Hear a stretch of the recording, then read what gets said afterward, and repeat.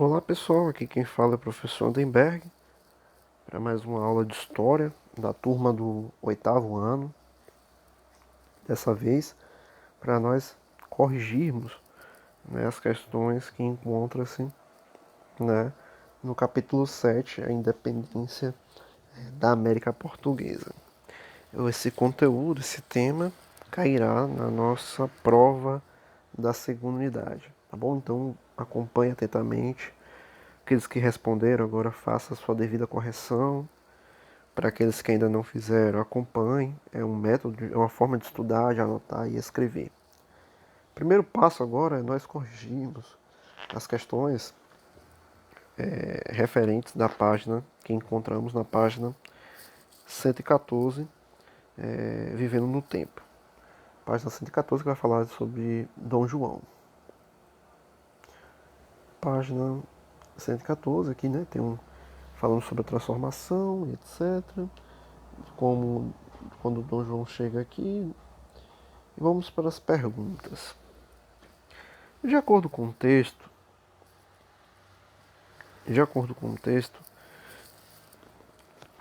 o Rio de Janeiro passou por muitas transformações durante o período em que a corte portuguesa se instalou no Brasil.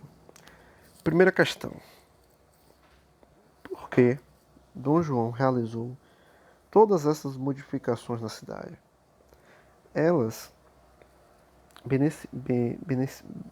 beneficiavam toda a população do Rio de Janeiro? Justifique. Vamos lá, vamos responder essa questão aí. As modificações elas foram feitas, pessoal, para abrigar a corte e tentar reproduzir o ambiente de Portugal. Esse era o principal objetivo. O estabelecimento de órgãos públicos visava criar um aparelho burocrático que permitisse o melhor funcionamento e uma boa administração da nova sede do Império, além de empregar as elites portuguesas e atrair as elites coloniais. Dessa forma, podemos perceber que apenas as elites se beneficiou amplamente dessas reformas. Lógico, né? Porque nós estamos falando de um, de um regime político monárquico que se baseia em uma estrutura do antigo regime de organização social. Beleza? Segunda questão. Como você acha que as pessoas reagiram a essas novidades? As mudanças afetaram a vida da população do Rio de Janeiro, em quase todos os aspectos, pessoal. Algumas pessoas tiveram até de ceder suas moradias para abrigar membros da corte. Essa foi a realidade. Terceira questão. Na sua opinião, por que a elite do Rio de Janeiro adotou um estilo de vida mais parecido com as cortes europeias? A análise deve ser vista a partir muito por conta do vestuário, né? Se olharmos os documentos, as fotografias, as iconografias, imagens e por aí vai. Essas mudanças no vestuário, nos costumes, no modo de se portar e etc., demonstravam os interesses das elites em reproduzir as práticas das cortes europeias. Quarta questão. Atualmente, você sabe dizer quais foram as últimas obras públicas realizadas na sua cidade ou no seu bairro? Elas trouxeram algum benefício para a população e quais?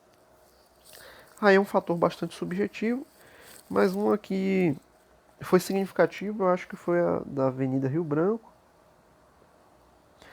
da qual, ali próximo ao Inocop, da qual trouxe um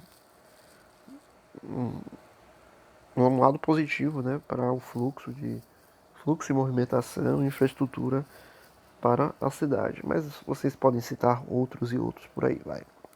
Quinta questão é: o que ainda falta ser melhorado? Aí vai fazer uma análise mais profunda, né? Aqui em Alagoas ainda falta muita coisa a ser melhorada: pavimentação, saneamento básico, principalmente nos bairros periféricos, organização no centro da cidade, arborização, que ainda falta muito, entre outros elementos. Vamos para as próximas questões. As próximas questões agora são as questões da página 116, que é trabalhando com os documentos. Texto 1, né? Leiam com calma a imagem. Texto 2 e vamos para as questões. Primeira questão. O texto 1 é um trecho de uma carta escrita no Recife em 1817, em que se comentam as atitudes de algumas pessoas no período em que ocorria a Revolução Pernambucana. Leia com atenção e responda as questões. Primeiro, letra A. Em sua opinião, a que grupo social pertence o autor da carta? Justifique a sua resposta. Pela forma como está descrita na carta, faz parte de uma elite branca, pois demonstra uma visão elitista das camadas mais populares da população. B. A que grupos sociais você acha que pertencem os cabras, mulatos e crioulos citados na carta? Esses grupos, galera, são setores das camadas populares que participaram da Revolução Pernambucana de 1817. C. Qual é o sentimento expresso pelo autor da carta? O autor ele demonstra uma indignação em relação à participação popular na Revolução de 1817 e discorda das ideias de igualdade social propostas por esses grupos, o que pode ser percebido na frase: os cabras e mulatas e crioulos andavam tão atrevidos que diziam que eram todos iguais. Um viés extremamente elitista, né? Segunda questão. O texto 2 é uma passagem de uma carta do conde de Palmela, escrita à sua esposa em 1821. Leia com atenção e responda as questões propostas. A. De que forma você definiria o ânimo do autor da carta em relação à cidade do Rio de Janeiro? Quais são os aspectos positivos que ele destaca? O autor é otimista, tem uma visão positiva da cidade, destacando suas vantagens naturais, que é a beleza e fertilidade. B. Pelo que estudamos sobre a cidade, as condições de vida da população eram bastante precárias e, por toda parte, a escravidão se impunha. Na sua opinião, por que o autor da carta não se incomoda com esses aspectos? O autor da carta era um conde, ou seja, era um membro da elite portuguesa, que não condenava as práticas de escravidão.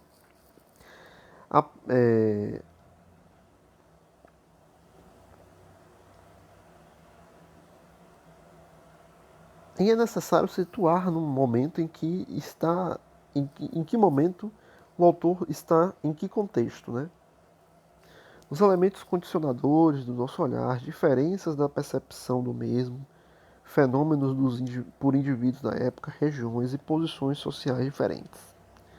Esse elemento é fundamental. Destacar também o aspecto preconceituoso da afirmação falta gente branca, que permite debater, né, as questões do racismo e da segregação racial e da desigualdade racial que existe no Brasil.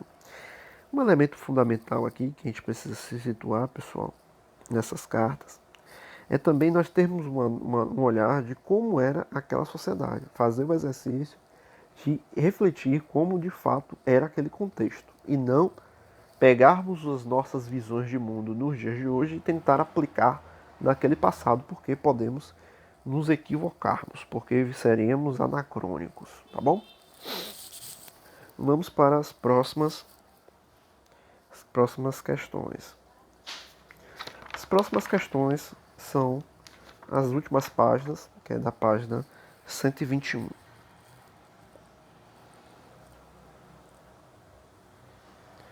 atividades retomem.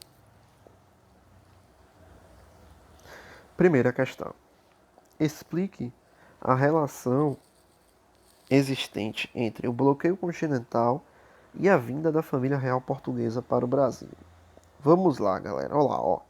A América Espanhola,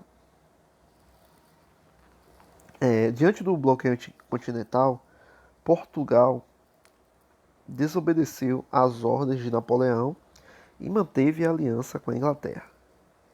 Sem força para enfrentar o poderio militar francês, a corte fugiu para a América Portuguesa, sendo apoiada pelos ingleses. Esse foi o cenário do porquê da corte portuguesa, do porquê a família real portuguesa veio para o território que hoje chamamos de Brasil. Segunda questão. Apesar de Dom João permitir a instalação de indústrias no Brasil a partir de 1808, elas não se desenvolveram. Identifique por que isso ocorreu. A indústria não se desenvolveu devido aos privilégios concedidos aos produtos ingleses, que entravam no Brasil com impostos de apenas 15%, enquanto os produtos de outros países pagavam 24% e os de Portugal 16%. Desta forma, existia grande quantidade de produtos ingleses a preços mais baixos. E isso enfraqueceu a atividade industrial no Brasil, pois não seria possível competir com esse mercado, com o mercado interno, com o mercado externo. A entrada de produtos no mercado externo. Terceira questão. Cite as causas e os objetivos da Revolução Pernambucana de 1817.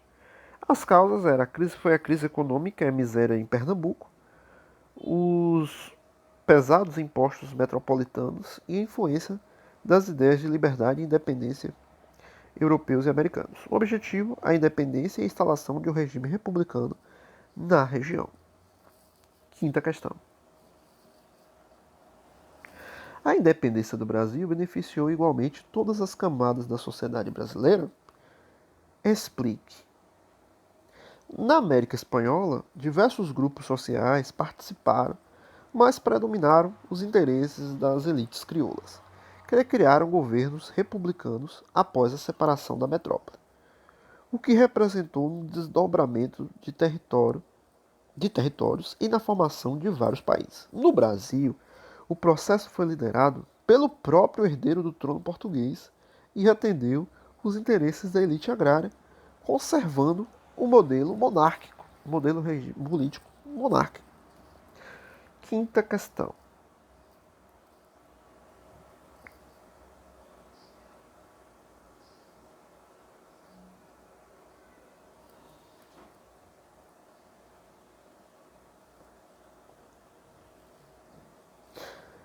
A quarta questão é: compare as lutas de independência da América Espanhola e da América Portuguesa, a qual eu respondi na estante.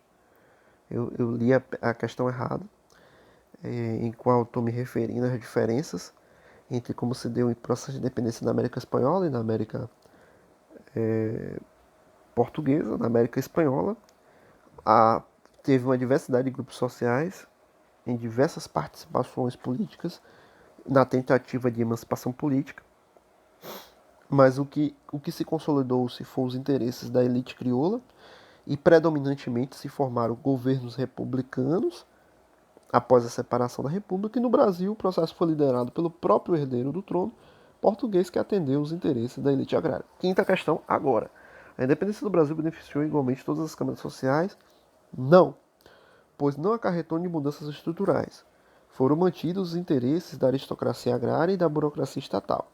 A escravidão, o modelo agroexportador, os privilégios aos ingleses e a independência da nossa economia e a dependência, da nossa economia das importações e empréstimos estrangeiros. Sexta questão é: observe atentamente a charge abaixo. Reflita sobre a resposta que a mãe deu ao menino e responda as questões.